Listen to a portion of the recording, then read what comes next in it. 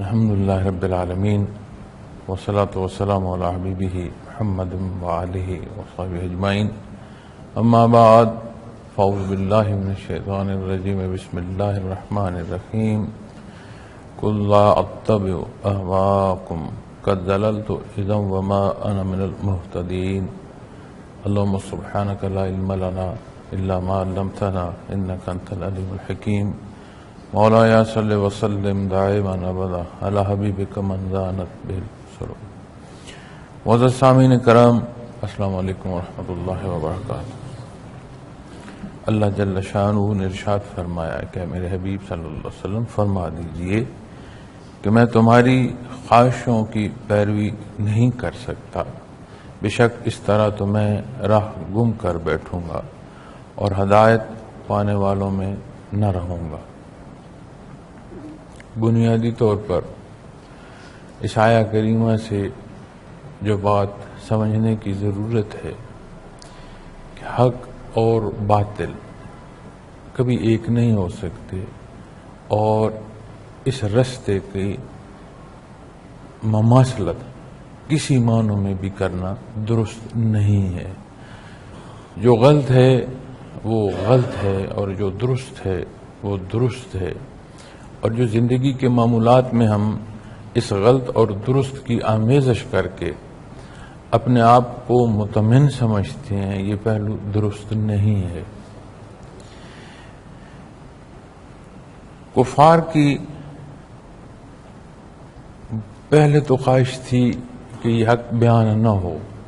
جب انہوں نے سمجھا کہ نہ بیان کیا جانا ان سے روک پا رہے ہیں، اور جو کچھ ارشاد فرمایا جا رہا ہے اور جو دعوت حق ارشاد ہو رہی ہے اسے جو لوگ سن رہے ہیں، جہاں تک کہ اس کی سماعت نصیب ہو رہی ہے وہاں بھی روکنا ناممکن ہو گیا ہے۔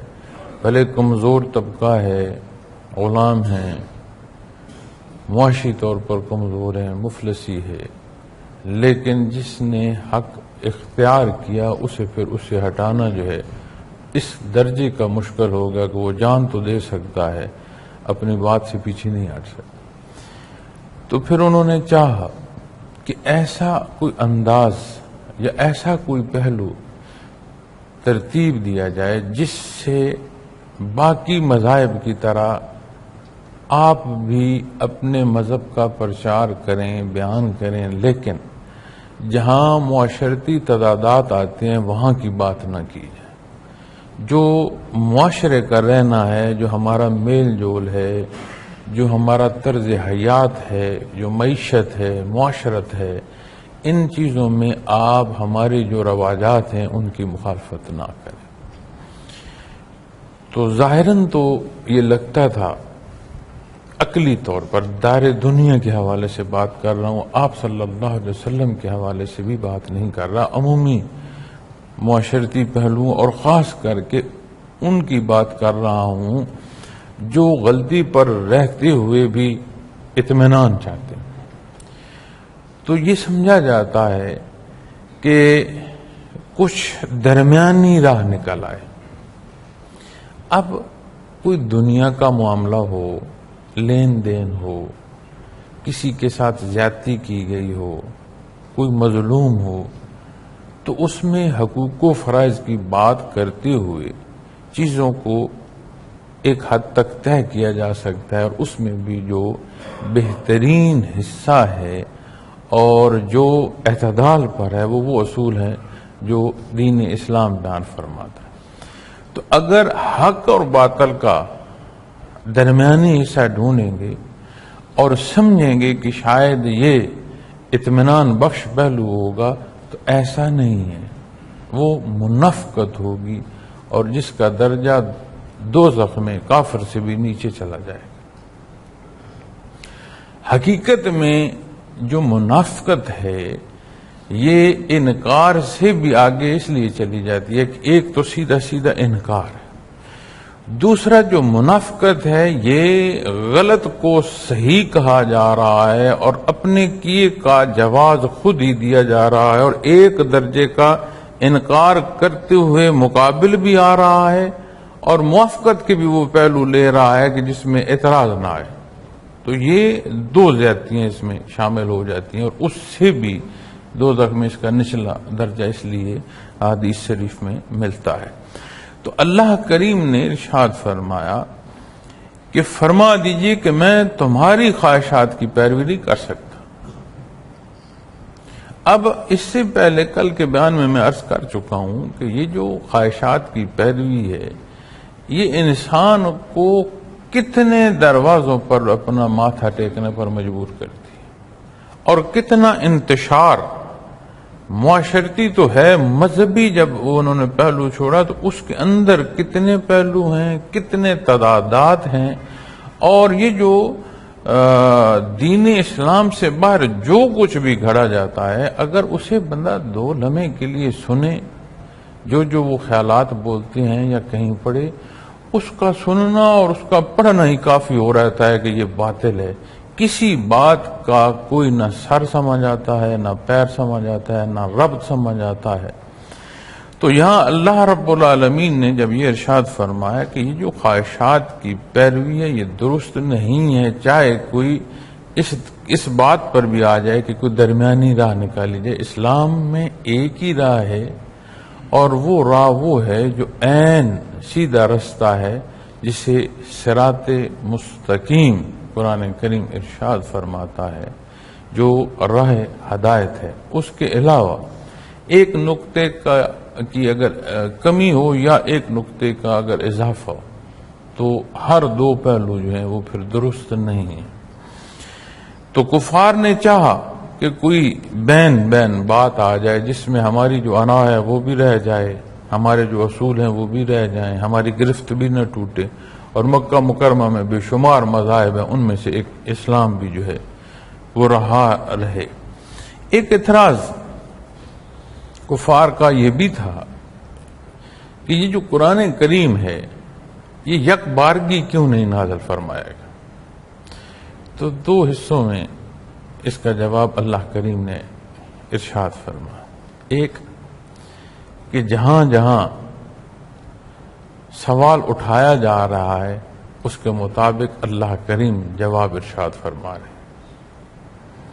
اور دوسرا بڑا خوبصورت حصہ ہے، وہ یہ ہے کہ اس کا ترتیب میں نازل ہونا اور ایک حصہ آپ صلی اللہ علیہ وسلم کو عطا فرما دیا جانا، پھر دوسرے کا انتظار اور وحی الہی کی آمد، کہ یہ جو آپ کے قلب کو تقویت کا بخشنا ہے تو کتنا بڑا اللہ کریم کا احسان ہے.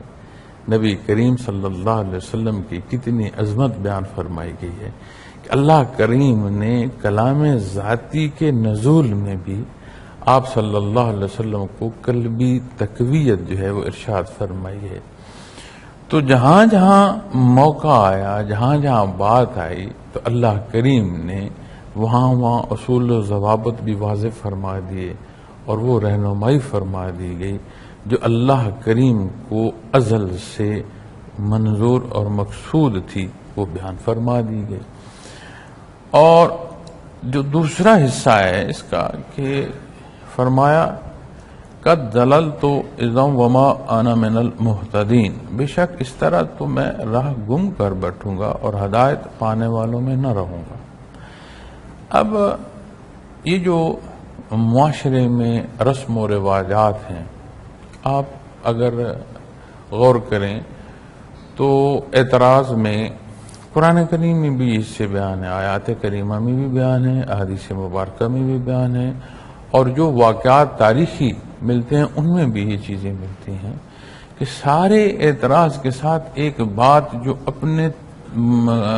اپنی طرف سے دلیل کے طور پر پیش کی جاتی تھی کہ ہمارے آبا اجداد جو ہیں وہ اس طرح کرتے آئے ہیں، ان سے ہم نے یہ بات نہیں سنی جو آپ کہہ رہے ہیں، ان سے جو طرز حیات ہم نے دیکھی ہم اسے اختیار کر رہے ہیں. ہم کیسے اپنے رسم و رواجات کو چھوڑ دیں، اپنے آبا و اجداد کے جو اصول ہیں انہیں کیسے چھوڑ، یہ تو ہمیں وراثتاً مل رہے ہیں اور یہ صحیح ہیں، جو آپ کہہ رہے ہیں وہ درست نہیں ہے، نعوذ باللہ.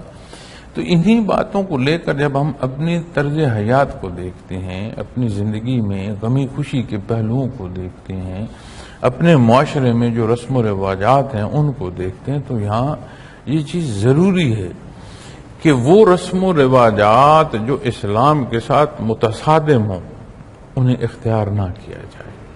صرف اس لیے اگر اختیار کر رہے ہیں کہ یہ ہمارے خاندانی رسم و رواجات ہیں اور اسلام کے خلاف ہوں تو کافر اور کیا کہہ رہے ہیں. تو کیا ایسے معاملات جو خوشی کی ہیں، غمی کی ہیں، عمومی زندگی یا خاندانی معاملات ہیں، اس میں بحیثیت مسلمان دعوے ایمانی کے ساتھ کیا یہ بات جچتی ہے کہ پہلو کفار کا انکار کیا جائے، اختیار کیا جائے؟ تو اللہ کریم نے بڑا واضح ارشاد فرمایا ہے کہ میرے حبیب فرما دیں میں تمہاری خواہشات کی پیروی نہیں کر سکتا. اب نبی کریم صلی اللہ علیہ وسلم کو اللہ کریم نے ارشاد فرمایا، منع فرمایا کہ یہ انہیں بتا دیں کہ یہ جو پہلو کہہ رہے ہیں یہ درست نہیں ہے. اب بحیثیت امت محمد الرسول اللہ صلی اللہ علیہ وسلم کیسے ہم رسم و رواجات وہ جو اسلام سے متصادم ہیں انہیں اختیار کریں. اب یہاں ایک چیز اور دیکھنے کی ضرورت ہے. ہم جب اصول و ضوابط کی بات کرتے ہیں تو جہاں اسلام نے سہولت دی ہوئی ہے ہم اسے بھی چھوڑ دیتے ہیں اور سختی کو اختیار کرتے ہیں. جہاں رعایت ہے، جہاں سمجھانے کی ضرورت ہے وہاں ہم متشدد ہو جاتے ہیں. تو یہ بھی بات درست نہیں ہے. اسلام سے مخلوق کو بھگانا نہیں ہے، خالص اسلام سے مخلوق کو آشنا کیا جائے. تو اسلام کے اندر وہ قوت ہے کہ جو دلوں کو جا کر سینچتی ہے، تو از خود مخلوق جو ہے وہ دین کی طرف راغب ہوتی ہے. اب ہم جب اپنے انداز سے، اپنے بیان سے، اپنے لباس سے مخلوق کو تنگی کی طرف لاتے ہیں تو وہ اس سے بھاگتے ہیں. انہیں ایک جواز مزید مہیا ہو جاتا ہے، انہیں نفس بھی کہتا ہے، انہیں شیطان بھی کہتا ہے کہ اچھی بھلی زندگی ہے. یہ مولانا صاحب ہمیں کدھر پھنسا رہے ہیں. اب ہم اس میں اپنے لباس کو دیکھ لیں، اپنے انداز کو دیکھ لیں، انداز تخاطب تکلم کو دیکھ لیں. تو جو لباس اسلام کے حوالے سے آج کل کہا جاتا ہے کہ یہ لباس ہو تو پورا اسلامی ہے، اسے اگر آپ خیر القرون میں لے جائیں تو کیا اس کی حقیقت ملتی ہے؟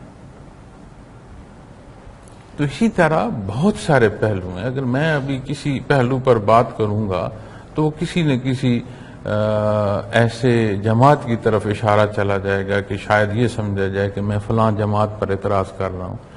میں اعتراض کسی پر نہیں کر رہا، میں اپنی بات کر لیتا ہوں. اب جہاں جہاں تصوف کے حوالے سے شعبہ جات ہیں اس میں کیا ہے، کتنی حقیقت ہے، کیفیات قلبی سکھائی جا رہی ہیں، نہیں سکھائی جا رہی ہیں، یہ بات یہ بحث نہیں. بات یہ ہے کہ ایک مخصوص حلیہ جو ہے، ایک جیسے با پردہ بیٹھا جائے. اب یہ کہاں ہے اسلام میں؟ کتنے ہی لوگ میں نے دیکھے ہیں حضرت جی رحمۃ اللہ تعالی علیہ کے پاس حاضر ہوتے تھے اور ان کے یہ تب سے مجھ تک پہنچے. وہ کہتے ہیں کہ ہم جو سوچ کر رہے ہیں وہ یہاں وہ نہیں ان کو دیکھا. یہ تو ایک عام انسانی زندگی بسر کر رہے ہیں. ہم جو کچھ سوچ کر رہے ہیں کہ ایسے ہوں گے، ایسے بیٹھے ہوں گے، ایسا لباس ہوگا، ایسے انداز کلام ہوگا، تو یہ تو بالکل نارمل انسانی زندگی کی طرح رہتے ہیں. ان کی بول چال میں، انداز گفتگو میں، لباس میں ایک عام زندگی نظر آتی. تو کیا نبی کریم صلی اللہ علیہ وسلم نے عمومی زندگی بسر نہیں فرمائی؟ آپ کی خصوصیت کوئی لفظ ہے نہیں ہمارے پاس سوائے کلام ذاتی کے کہ آپ کی خصوصیات میں کوئی حصہ بیان کر سکے. لیکن اس ساری عظمت کے باوجود وہ ذات جس ذات کو قلبی تقویت کے لیے رب کائنات فرما رہا ہے میرے حبیب میں نے اس حصوں میں اس لیے آپ پر مبعوث فرمایا کہ آپ کو اطمینان رہے. اس عظمت کے حامل امام الانبیاء، کیا آپ نے اپنی زندگی عمومی بسر نہیں فرمائی؟ آپ نے تو اپنے لیے کسی محفل میں کوئی جگہ مخصوص نہیں فرمائی. اب یہ آپ کی شان ہے. آپ کے معجزات میں بھی ہے کہ آپ جہاں جس مجمع میں بھی کھڑے ہیں تشریف فرمائیں، اس مجمع کا نشان آپ کی ذات رہی ہے. کہیں اگر کوئی اوس درجے کے قد کے لوگ کھڑے ہیں تو ان میں بھی آپ واضح ہیں، اور کہیں طویل القامت مجمع ہے، لوگ گرد و پیش طویل القامت ہیں، بڑے بڑے قد ہیں، ان میں بھی آپ نمایاں ہیں. آپ نے یہاں کلام فرمایا، جس نے یہاں سماعت کی، جس نے آخر میں بیٹھے سماعت کی، جیسے آواز اس نے سنی، جس درجے سے اس نے سنی، اسی درجے میں وہاں تک آواز پہنچی. یہ آپ صلی اللہ علیہ وسلم کے معجزات ہیں.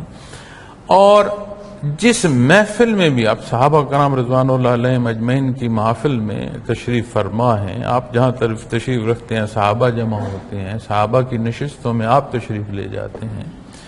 تو سیرت پاک میں جو ملتا ہے، آپ نشست مقرر نہیں فرماتے تھے. جہاں جگہ خالی ہوتی تھی آپ وہاں جا کر تشریف رکھ لیتے. یہ الگ بات ہے کہ آپ جہاں تشریف رکھتے تھے وہی صاحب صدر کی حیثیت اختیار ہو جاتی تھی. اللہ کریم نے آپ کی شان ہم بنائی ہے. تو آج اگر ہم اپنے انداز، اپنے پہلو عمومی زندگی سے ہٹا کر خصوصی میں لے جائیں گے، پھر اس خصوصی زندگی میں ہم یہ دیکھیں کہ اس کو جو اختیار نہیں کرے گا وہ تو ہمارا اقتداء میں ہے نہیں اور وہ صالح نہیں ہے. اب داڑھی کو، مونچھ کو لے لو، لباس کو دیکھ لو، کپڑوں کا ٹخنوں تک اٹھانے کو دیکھ لو، کہاں کیا حکم ہے، کیا پہلو ہے، کتنا ہے. اور پھر جو معترض ہوتا ہے وہ بھی اس پہلو کو چھوڑ دیتا ہے کہ حلال اور حرام کیا ہے، فرائض کی ادائیگی ہے نہیں ہے، مخلوق سے جو اس کی وابستگی ہے وہ کیا اعتدال پر ہے، اللہ کے حکم پر ہے. اس نے بھی وہ دیکھنا ہے کہ یہ اس پہرائے میں ہو. اور کوئی رہنما اور خصوصی طور پر جو تصوف سے متعلق ہے اس کو عمومی انسان ہونا نہیں چاہیے. عام زندگی بسر کرتا ہوا وہ نہیں، وہ کو الگ ہونا چاہیے. یہی بات تو رب کائنات منع فرماتے کہ اگر دنیا میں ملائکہ رہتے اور بستے ہوتے تو ان کی تربیت کے لیے ملائکہ ہی کو بھیجا جاتا. انبیاء علیہ الصلوۃ والسلام کی وہ زندگی جس میں وہ بازار میں بھی گئے، جس میں وہ کاروبار کے لیے بھی گئے، جس میں انہوں نے ذریعہ معاش بھی اختیار کیا، جس میں انہوں نے کھایا بھی صحیح، جس میں انہوں نے پیا بھی صحیح، جس میں ان کی رات کا آرام بھی ہے، دن کے جو ہیں وہ معاملات بھی ہیں، گھر بھی ہے، خاندان بھی ہے، معاشرے کی زندگی ایک عمومی پہلو سے بسر فرما رہے ہیں. تو اللہ کریم نے تو یہ وہ پہلو عطا فرمائے ہیں کہ اس طرز حیات جسے تم بسر کر رہے اسے اس نشان منزل کو دیکھ کر بسر کرو. تو یہاں جب بات رسم و رواجات کی آئے گی تو کوئی دیکھیں تو صحیح. اب میں چونکہ سفر بھی کرتا ہوں، مختلف جماعتوں سے واسطہ بھی پڑتا ہے، مختلف جماعتوں کے لوگوں سے ملاقات بھی ہوتی ہے، تو یہ چیز میں اکثر دیکھتا ہوں کہ جماعت تو ایک ہے، لا الہ الا اللہ محمد رسول اللہ صلی اللہ علیہ وسلم. اب اس کے اندر ہم نے کیا کیا کیا ہوا ہے، اس میں لباس تک کو دیکھا جاتا ہے. اب لباس میں حد شرعی کیا ہے، وہ حکم کیا ہے، وہ بعید ہے، اور ہمارے مطابق اس کا لباس کیسا ہے وہ دیکھا جاتا ہے. اور اگر وہ لباس نہ ہو تو یہ سمجھا جاتا ہے کہ یہ اس کا دین کے ساتھ کوئی تعلق نہیں ہے. یہ کیا ہے، یہ کیا رسم نہیں ہے؟ اسے تحقیق کریں، کیا یہ رواجات پر نہیں بات چلی جائے گی؟ کوئی وہ بات جسے ارشاد نہیں فرمایا گیا اسے دین کا جز، اجر اور ثواب اور نہ پہننے کو گناہ سمجھنا، اور بدعت کیا ہوتی ہے؟ تو جب ہم اپنی زندگی میں اپنی خوشی کے موقعوں پر، اپنی غمی کے موقعوں پر، اپنی خاندانی اکٹھوں پر کبھی ہم نے غور کیا؟ اللہ کریم نے ارشاد، اے میرے حبیب ارشاد فرما دیں، تمہاری خواہشات کی پیروی نہیں کی جا سکتی. اب اللہ کے حکم کے مقابل خواہشات کا وزن کیا ہے؟ نا، ایک طرف خواہشات رکھو، ایک طرف رب کائنات کا حکم رکھو. پہلی اور بنیادی بات ہے حق اور باطل. عمومی اور جزوی جس کی مثال نہ دی جائے تو بھی بہتر ہے کہ دونوں کے نتائج دیکھ لو، اوزان دیکھ لو، بات سمجھ آ جائے گی. پھر فرمایا قد زللت اذا وما انا من المهتدین، اس طرح تو میں راہ گم کر بیٹھوں گا. انبیاء علیہ الصلوۃ والسلام معصوم عن الخطا، یہ وہ ہستیاں ہیں جنہیں اللہ جل شانہ معصوم عن الخطا کی کیفیت عطا فرماتے ہیں. اب یہ ممکن ہی نہیں ہے کہ نبی کریم صلی اللہ علیہ وسلم غلط راہ پر جائیں، ممکن ہی نہیں ہے. اب اس میں آپ کا یہ فرمانا اور آپ کو یہ حکم دینا ہمارے لیے اس حکم میں کس درجے پر اس کی اہمیت بیان فرما رہا ہے. ایک ہے درست راستہ، ایک ہے غلط راستہ. درست سیدھا ہے اور غلط جو ہے یہ ویسے کٹھن بھی ہے، منزل بھی نقصان پہنچائے گی، راستہ بھی کٹھن ہے. جو درست ہے آسان ہے اور منزل جہاں پہنچیں گے وہاں کامیابی اور ابدی کامیابی، ہمیشہ کی کامیابی ہے. اب اگر غلط راہ پر کوئی جائے گا تو کیا غلط راہ درست ہو جائے گی؟ تو یہاں جو بات سمجھائی جا رہی ہے وہ یہ ہے کہ کوئی بھی غلط راہ کا انتخاب کرے گا، مرید ہے تو مرشد ہے تو غلط راہ غلط ہے اور درست راہ درست ہے. اور غلط راہ کا نتیجہ کیا ہے؟ وَمَا أَنَا مِنَ الْمُهْتَدِينَ، اور ہدایت پانے والوں میں نہ رہوں گا. ایک بزرگ کا واقعہ اس راہ سے ایسے ذہن میں آ گیا. بڑے حضرت جی رحمۃ اللہ تعالی علیہ کے محفل میں ایک فقہی مسئلے پر بات ہو رہی تھی. تو اس فقہی مسئلے پر بات کرتے کرتے حضرت رحمۃ اللہ علیہ نے فرمایا کہ یہ حضرت سے پوچھو، یہ جو لکھا ہے اسی بات پر فرمایا. تو فرمایا حضرت تو مشکل میں ہے برزخ میں. تو جسے آپ نے فرمایا انہوں نے آپ کو عرض کیا. تو آپ نے فرمایا پوچھو کہ بڑا کام کیا ہے دین کا انہوں نے، تو یہ کیا معاملہ اور کیا معاجرہ بن گیا اس کے ساتھ؟ کہا حضرت بات نہیں کر سکتے، اتنی فرصت نہیں ہے کہ ان سے بات کی جا سکے. آپ رحمت اللہ تعالی علیہ نے دربار رسالت عرض فرم کیا. آپ کی ایک لحظے کی توجہ جو ہے اس نے ان کا حال بدل دیا. ایمان کے ساتھ تھے لیکن کسی عمل پر گرفت تھی. تو جب وہ انہیں کچھ سانس آیا تو پھر حضرت جی رحمت اللہ علیہ نے یہ بات پوچھائی. آپ کی عادت مبارک تھی، آپ کسی کو فرماتے تھے کہ برزخ کے کلام کے لیے کوئی بات ہو تو آپ فرمایا کرتے تھے کہ ہاں یہ بات پوچھو، یہ کہہ دو، اور خود ساتھ توجہ رکھتے تاکہ اس کلام میں کوئی غلطی نہ لگے. تو انہوں نے جواب دیا، وہ فرمانے لگے کہ میرا مشاہدہ بہت مضبوط تھا، کشف بڑا تکڑا تھا، کھلی آنکھوں سے میں چیزوں کو دیکھتا تھا، اور اس پر مجھے کسی درجے کا کوئی اعتبار اور یقین ہو گیا کہ ہاں میں سمجھ سکتا ہوں. اور جب میرا آخری وقت آیا، وقت نزا آیا، تو میرے سامنے ایسے ایک رستہ منکشف ہو گیا.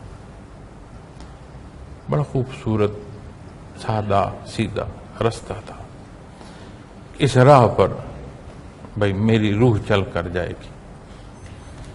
کہتے ہیں ابھی میں سوچ ہی رہا تھا کہ اس طرف قدم اٹھاؤں، ایک ساتھ دوسرا راستہ آ گیا، بڑا خوبصورت اور بڑا اس کا بنا ہوا شوشہ. ساتھ مجھے آواز بھی آئی کہ تیرا یہ راستہ ہے. کہتے ہیں ایک لحظے کو میں نے سوچا اچھا یہ راستہ ہے میرا. تو میں اسی پر چلتا ہوں. قدم اٹھایا میں نے، جب میں نے قدم اٹھایا، ابھی میں نے قدم رکھا نہیں ہے، میرے پر اللہ نے احسان فرمایا کہ وہ ساری جو میرے منازل تھے، وہ سارے مشاہدات تھے، وہ سلب ہو گئے. اگر میں قدم رکھ دیتا تو وہ رستہ شیطان کا تھا اور پکار تھی، میرا ایمان بھی جاتا رہتا. اب جو میں نے اپنی ذات کے اعتبار پر آ کر بات سمجھی کہ نہیں مجھے سمجھ ہے، اس کی اب تک سزا بھگت رہا ہوں. صدیاں گزر گئی، اور وہ ہستی ہیں جنہوں نے سینکڑوں سال کے آنے والے وقت کی حالات اس وقت تحریر کیے تھے. لوگ آج بھی ان کی تحریر کو پڑھتے ہیں اور حالات کا موازنہ کرتے ہیں اور کہتے ہیں اتنے 100 سال پہلے لکھنے والے نے درست لکھا ہے. چونکہ تب سے اب تک 3 حصے وقت گزر چکا ہے ان کی تحریر کا، یا کچھ حصے زیادہ. تو جتنا وقت گزر چکا ہے، جو کچھ وہ فرما گئے اس کے مطابق اس درجے کے مشاہدے کے بندے کو بھی اگر یہ خطا لگی کہ مجھے سمجھ ہے، وہ مشاہدہ اس کا امتحان بن گیا. اور رستہ جو سمجھ آیا درست ہے، جس کی پکار آئی اور یہ غلطی لگی کہ مجھے سمجھ ہے کہ میں نے کیا کرنا ہے، چاہیے تو یہ نا کہ اللہ کریم آسانی فرمائے، اللہ مجھے ہدایت عطا فرمائے، اللہ مجھے چھالے قدم اٹھانے کی توفیق عطا فرمائے. ہے کیا پاس؟ جو کچھ ہے اللہ کی طرف سے. اب یہاں جو فرق لگ رہا ہے وہ یہی لگ رہا ہے کہ مجھے سمجھ ہے. اب بات جب ذات پر آئی تو پھر دیکھیں کیا ہوا. پھر اس میں ہم اپنی زندگی میں جو ہم نے دیکھنا ہے، اس کو ہم اگر یہ سمجھیں گے کہ مجھے بہتر سمجھ ہے، تو وہ جو ایک بلند پایا ہستی جس کی تحریر سے آج بھی مخلوق استفادہ حاصل کر رہی ہے، اس کا واقعہ آپ کو عرض کرنے کا مقصد یہی تھا کہ اس بات کو سمجھا جائے. اب اس بحث میں نہ پڑھنا کہ میں نے بات کیا کی ہے، کس کی ہے، یہ ضرور سوچنا میں نے عرض کیا کیا ہے. ہماری ضرورت اس بات میں ہے کہ جو میں عرض کر رہا ہوں وہ کیا ہے. وما انا من المہتدین، کتنا بڑا نقصان ہے کہ ہدایت یافتہ طبقہ جو ہے اس سے بندہ باہر آ گیا. انبیاء علیہ الصلوۃ والسلام معصوم عن الخطا. خیر القرون کے بعد جب بات آتی ہے، چونکہ جو حصے ولایت کے تبع تابعین سے لے کر صحابہ کرام رضوان اللہ علیہم اجمعین تک کے ہیں، اس میں آپ صلی اللہ علیہ وسلم کا جو ارشاد کہ تمام زمانوں سے بہترین زمانہ اور آپ کی میت سے متصل حصے، وہاں ہماری کوئی بحث، کوئی بات، کوئی کلام نہیں. وہ ہستیاں جانے، رب کائنات جانے، وہ خوشبخت ہستیاں.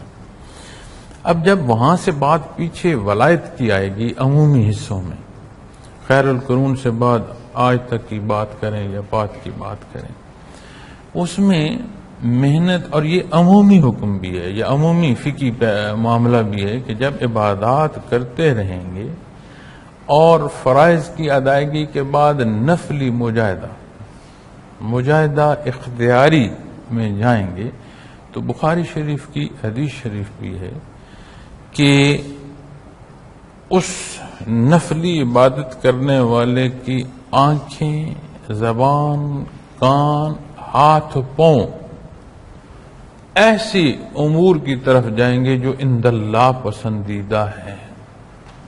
جو حصے ناپسندیدہ ہیں نہ صرف اسے وہ ناپسند ہوں گے، اعضاء جوارے جو ہیں وہ اس سے انکار کر دیں گے، اس طرف جو ہے اس طرف کی راہ کو چھوڑ دیں گے، قدم اس طرف نہیں جائیں.